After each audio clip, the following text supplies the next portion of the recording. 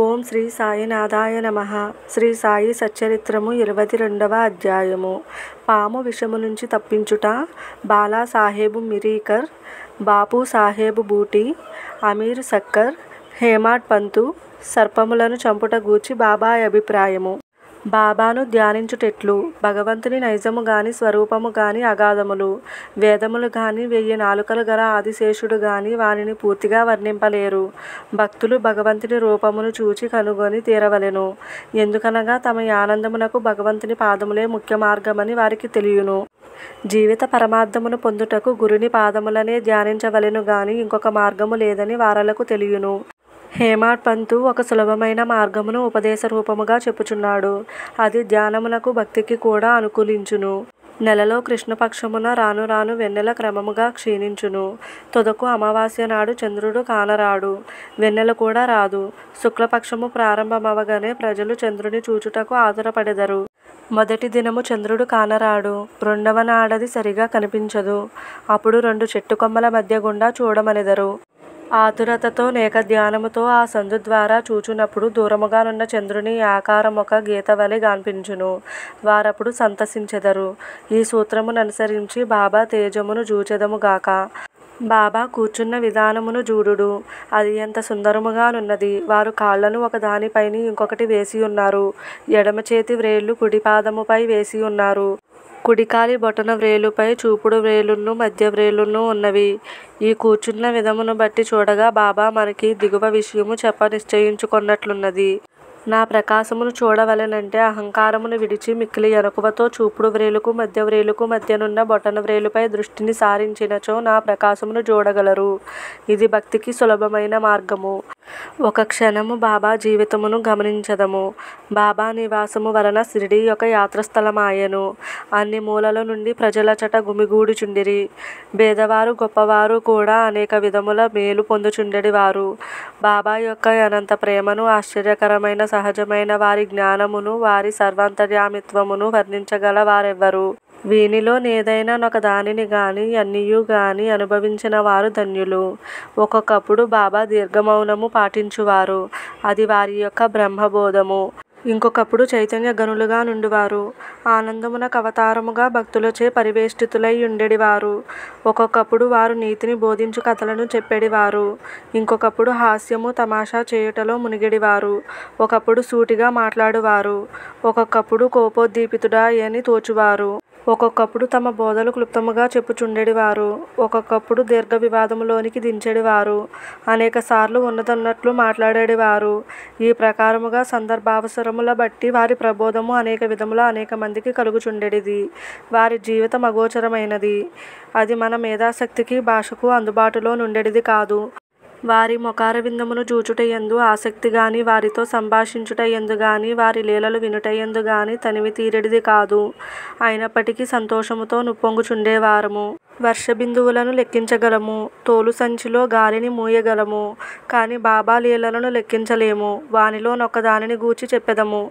భక్తుల యాపదలను కనుగొని భక్తులను వాని బారి నుండి సకాలమున బాబా ఎట్లు తప్పించుచుండెనో ఇచట చెప్పుదుము. బాలాసాహెబు మిరీకర్. సర్దార్ కాకా సాహెబు మిరీకర్ కొడుకగు బాలాసాహెబు మిరీకర్ కోపర్గాంకు మామల్తదారుగా నుండెను. అతడొకనాడు చితలి గ్రామ పర్యటనకు పోవుచుండెను. మార్గ మధ్యమున బాబాను చూచుటకు షిరిడీకి వచ్చెను. మసీదుకు బోయి బాబాకు నమస్కరించెను. బాబా అతని యోగక్షేమములనడిగి జాగ్రత్తగా నుండవలెనని హెచ్చరిక చేయుచూ నిట్లడిగెను. నీకు మన ద్వారకామాయి తెలియునా? బాలాసాహెబునకు ఆ ప్రశ్న బోధపడకపోవుటచే ఊరకుండెను. నీవిప్పుడు కూర్చున్నదే ద్వారకామాయి. ఎవరైతే ఆమె ఒడిలో కూర్చొనెదరో వారిని ఆమె కష్టముల నుండి, ఆతురతల నుండి తప్పించును. ఈ మసీదు తల్లి చాలా దయార్ద్ర హృదయురాలు. ఆమె నిరాడంబర భక్తులకు తల్లి. వారిని ఆపదల నుండి తప్పించును. ఆమె ఒడిని ఆశ్రయించిన వారి కష్టములన్నీయు సమసిపోవును. ఎవరామె నీడనాశ్రయించెదరో వారికి ఆనందము కలుగును అనెను. పిమ్మట బాలాసాహెబుకు ఊది ప్రసాదమిచ్చి వాని శిరస్సుపై చేయి వేసెను. బాలాసాహెబు పోవుచుండగా బాబా ఇట్లనెను. నీకు ఆ పొడవాటి వ్యక్తి తెలియునా? అదే సర్పము అనెను. బాబా తమ ఎడమ చేతిని మూసి దానిని కుడి చేతి వద్దకు తెచ్చి పాము పడగవలే నుంచి, అతడు మిక్కిలి భయంకరమైన వాడు. కాని ద్వారకామాయి బిడ్డలను అతడేమి చేయగలడు? ద్వారకామాయి కాపాడుచుండగా పాము ఏమి చేయగలదు అనెను. అక్కడున్న వారందరూ దీని భావమును తెలుసుకొనుటకు దానికి మిరీకరుకు గల సంబంధమును తెలుసుకొనుటకు కుతూహలపడుచుండిరి. కాని బాబా నీ విషయమై అడుగుటకు ధైర్యము లేకుండెను. బాలాసాహెబు బాబాకు నమస్కరించి మసీదును విడిచి శ్యామాతో వెళ్ళెను. బాబా శ్యామాను పిలిచి బాలాసాహెబుతో చితలి వెళ్ళి ఆనందించుమనెను. బాబా యాజ్ఞానుసారము తాను కూడా వెంట వచ్చెదనని శ్యామ బాలాసాహెబుతో చెప్పెను. అసౌకర్యముగా నుండును కాన వద్దని బాలాసాహెబు శ్యామాతో చెప్పెను. శ్యామ బాబాకి సంగతి తెలిపెను. బాబా ఇట్లనెను, సరే వెళ్ళవద్దు, వాని మంచి మనము కోరితిమి. ఏది నుదుట వ్రాసియున్నదో అది జరగక తప్పదు. ఈ లోపల బాలాసాహెబు తిరిగి ఆలోచించి శ్యామను తన వెంట రమ్మనెను. శ్యామ బాబా వద్ద కేగి సెలవు పుచ్చుకొని బాలాసాహెబుతో టాంగాలో బయలుదేరెను. వారు రాత్రి 9 గంటలకు చితలి చేరిరి. ఆంజనేయాలయములో బస చేసిరి. కచేరీలో పనిచేయు వారెవరూ రాలేదు. కావున నెమ్మదిగా ఒక మూల కూర్చుని మాట్లాడుచుండిరి. చాపపైని కూర్చుని బాలాసాహెబు వార్తాపత్రిక చదువుచుండెను. అతడు ధరించిన అంగవస్త్రముపై ఒక సర్పముండెను. దానినెవరునూ చూడలేదు. అది బుసకొట్టుచు కదులుచుండెను. ఆ ధ్వని నౌకరు వినెను. అతడొక లాంతరు తెచ్చి సర్పమును జూచి పాము పామని అరిచెను. బాలాసాహెబు భయపడెను. వణుకట ప్రారంభించెను. శ్యామ కూడా ఆశ్చర్యపడెను. అందరూ మెల్లగా కట్టెలను దీసిరి. బాలాసాహెబు నడుము నుండి పాము దిగుటకు ప్రారంభించెను. దానిని కొట్టి చంపివేసిరి. ఈ ప్రకారముగా బాబా ముందుగా హెచ్చరించి బాలాసాహెబును హాని నుండి తప్పించిరి. బాబా యందు బాలాసాహెబుకు గల ప్రేమ దృఢమయ్యెను. బాపు సాహెబు బూటీ. నానా డేంగలే అను గొప్ప జ్యోతిష్కుడు బాపు సాహెబు బూటీ సిరిడీలో నుండునప్పుడు ఒకనాడు ఇట్లనెను, ఈ దినము నీకు అశుభము, నీకీ దినము ప్రాణగండమున్నది. ఇది బాపు సాహెబును ఆందోళనకు గురిచేసెను. ఆయన యథాప్రకారము మసీదుకు పోగా బాబా బాపు సాహెబుతో నిట్లనియెను, ఈ నానా ఏమనుచున్నాడు, నీకు మరణమున్నదని చెప్పుచున్నాడు కదా. సరే, నీవు ఏమీ భయపడనక్కరలేదు. మృత్యువు ఎట్లు చంపునో చూచెదము గాక అని వానికి ధైర్యముతో జవాబిమ్ము. ఆనాటి సాయంకాలము బాపు సాహెబు బూటీ మరుగుదొడ్డికి పోయెను. అక్కడొక పామును చూచెను. అతని నౌకరు దానిని చూచెను. ఒక రాయి నెత్తి కొట్టబోయెను. బాపు సాహెబు పెద్ద కర్రను తీసుకుని రమ్మనెను. నౌకరు కర్రను తీసుకుని వచ్చినంతలో పాము కదిలిపోయి అదృశ్యమయ్యెను. ధైర్యముతో నుండుమని ఆడిన బాబా పలుకులను బాపు సాహెబు జ్ఞప్తికి తెచ్చుకుని సంతోషించెను. అమీరు సక్కర్. కోపర్గాం తాలూకాలో కొరాలే గ్రామ నివాసి అమీరు సక్కర్. అతడు కసాయి కులమునకు చెందినవాడు. అతడు బాంద్రాలో కమిషను వ్యాపారిగా పనిచేసెను. అక్కడ అతనికి మంచి పలుకుబడి కలదు. అతడు కీళ్లవాతముతో బాధపడుచుండుటచే భగవంతుని జ్ఞప్తికి తెచ్చుకొని వ్యాపారమును విడిచిపెట్టి షిరిడీ చేరి బాధ నుండి తప్పించుమని బాబాను వేడెను. చావడిలో కూర్చొనమని బాబా అతనికి ఆజ్ఞాపించెను. అటువంటి రోగికి ఆ స్థలము సరి అయినది కాదు. అది ఎల్లప్పుడూ తేమగా నుండును. గ్రామములో ఇంకేదైనా స్థలము బాగుండెడిది. కాని బాబా పలుకులే తగిన ఔషధము, నిర్ణయ సూత్రము. మసీదుకు వచ్చుటకు బాబా అతనికి అనుజ్ఞ ఇవ్వలేదు. చావడిలోనే కూర్చునుమని ఆజ్ఞాపించెను. అది వానికి మిక్కిలి లాభకారి అయ్యెను. ఎందుకనగా బాబా ఉదయము సాయంకాలము చావడి వైపు పోవుచుండెను. అదియును గాక దినము విడిచి దినము ఉత్సవముతో పోయి బాబా ఎచ్చట నిద్రించుచుండెను. అందుచే అమీరు బాబా యొక్క సాంగత్యమును సులభముగా పొందుచుండెను. పూర్తిగా 9 మాసములు అమీర్ సక్కర్ అక్కడ నుండెను. కొంతకాలము తర్వాత అతనికి ఆ స్థలముపై విసుగు కలిగెను. ఒకనాటి రాత్రి ఎవరికీ చెప్పకుండా కోపర్గాం పారిపోయెను. అచ్చటొక ధర్మశాలలో దిగెను. అక్కడొక ఫకీరు చచ్చుటకు సిద్ధముగా నుండెను. ఫకీరు నీళ్లు కావలెననగా అమీరు పోయి నీరు తెచ్చి ఇచ్చెను. ఆ నీళ్లను త్రాగి ఫకీరు చనిపోయెను. అమీరు చిక్కులో పడెను. అతడు పోలీసు వారికి తెలియపరిచినచో మొట్టమొదట సమాచారమును తెచ్చినవాడగుటచే తనకా ఫకీరు విషయమేమైనా తెలిసి ఉండనని పట్టుకొనెదరు. ఆ చావునకు కూడా అతడు కారణభూతుడై ఉండవచ్చునని అనుమానించెదరు. బాబా ఆజ్ఞ లేనిది షిరిడీ విడిచిపెట్టుట తనదే తప్పని అతడు గ్రహించి పశ్చాత్తాపపడెను. షిరిడీ పోవ నిశ్చయించుకొని ఆ రాత్రియే అచ్చట నుండి షిరిడీకి పోయెను.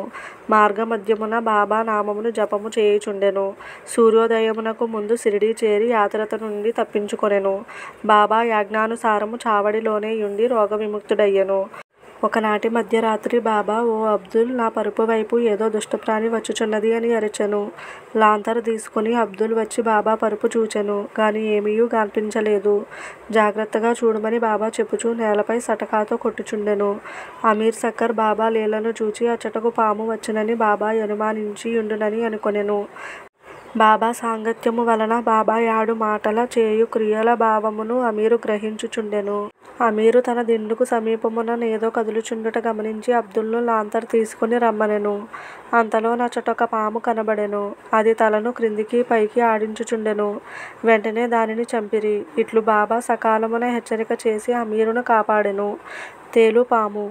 తేలు బాబా ఆజ్ఞచే కాకాసాహెబు దీక్షిత్ నిత్యము శ్రీ ఏకనాథ మహారాజ్ రచించిన భాగవతమును భావార్థ రామాయణమును పారాయణ చేయుచుండెను. ఒకనాడు పురాణ కాలక్షేపము జరుగుచుండగా హేమడ్ పంతు కూడా శ్రోతయ్యెను. రామాయణములో ఆంజనేయుడు తన తల్లి ఆజ్ఞానుసారము శ్రీరాముని మహిమను పరీక్షించు భాగము చదువునప్పుడు వినువారందరూ మైమరిచియుండిరి. అందులో హేమడ్ పంతు ఒకడు. ఇంతలో ఒక పెద్ద తేలు హేమడ్ పంతు భుజముపై బడి వాని ఉత్తరీయముపై కూర్చుండెను. మొదట దానినెవరూ గమనించలేదు. ఎవరు పురాణముల శ్రవణము చేసెదరో వారిని భగవంతుడు రక్షించును. ఇంతలో హేమడ్ పంతు తన కుడి భుజముపైనున్న తేలును జూచెను. అది చచ్చిన దానివలె నిశ్శబ్దముగా కదలకుండెను. అది కూడా పురాణము వినుచున్నట్లు కనిపించెను. భగవంతుని కటాక్షమును స్మరించి పురాణ శ్రవణములోనున్న ఇతరులకు భంగము కలుగజేయకుండా ఉత్తరీయము రెండు చివరలను పట్టుకుని దానిలో తేలు ఉండునట్లు చేసి బయటకు వచ్చి ఆ తేలును తోటలో పారవేచెను. పాము. ఇంకొకప్పుడు సాయంకాలము కాకాసాహెబు మేడ మీద కొందరు కూర్చుని యుండిరి. ఒక సర్పము కిటికీలోనున్న చిన్న రంధ్రము ద్వారా దూరి చుట్టుకుని కూర్చునెను. దీపమును తెచ్చిరి. మొదట అది వెలుతురుకు తడబడెను. అయినప్పటికీ అది నెమ్మదిగా కూర్చునెను. తల మాత్రము క్రిందకు మీదకు నాడించుచుండెను. అనేక మంది బడితలు కర్రలు తీసుకుని వేగముగా వచ్చిరి. అది ఎటూ కాని స్థలములో నుండుటచే దానిని చంపలేకుండిరి. మనుష్యుల శబ్దమును విని ఆ సర్పము వచ్చిన రంధ్రములోనికి గబగబా దూరెను.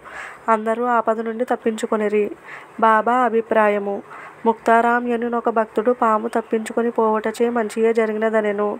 హేమడ్ పంతు అందులకు ఒప్పుకొనలేదు. అది సరి అయిన ఆలోచన కాదనెను.